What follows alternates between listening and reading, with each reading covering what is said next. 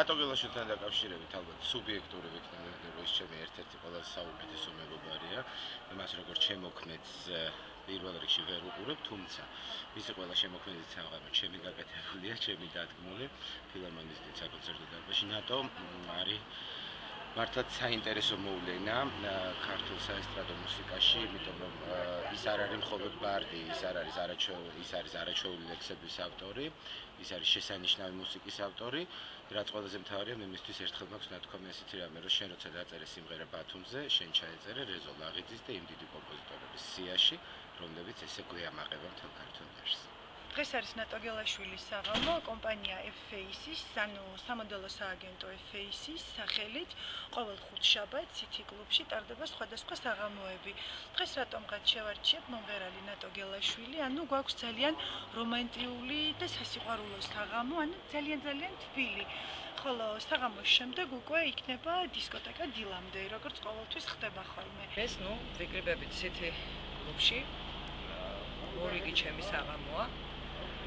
ანუ როგორც უკვე გახდა პროგრამულად თვეში ერთხელ მიწევს City კლუბში სიმღერა და ძალიან ბედნიერი ვარ, იმიტომ რომ რაღაცა დადის არაჩვეულებრივი მაყურებელი. და ეს რაში გამოიხატება, არიან ფანტასტიკური მსმენელები.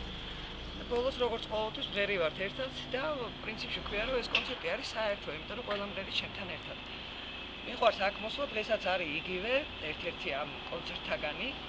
და რაც შეეხება რეპერტუარს, სულ ცვლი. ანუ ძირითადად მოთხოვნის და მიხედვით. ხშირად არის ხოლმე რომ დარბაზიდან ნატო გეხვეწები ის სიმღერა და არ არის აქ დაპროგრამებული, რომ შეიძლება მე მაქვს სამღერი 12, ხშირად ყოფილა რომ იმღერია 16. იმიტომ რომ როცა არის ესეთი გახურებული ოვაცია და სიტუაცია, ყოველ შემთხვევაში მომღერალს ალბათ ზუსტად ეგ არის ბედნიერება და იმ დროს უკვე აღარც სიმღერას ითვლი და აღარც დაღლა გახსოვს და მე ვფიქრობ, რომ დღესაც ერთ-ერთი ესეთი დღე იქნება და ვემზადებ. არიონზე კარი დაკრდის, თვალებს ნაბავს ნიავი, დღეს თუ თვალი ვერ მოკარი, იქნებ იყოს გვიანი. ორ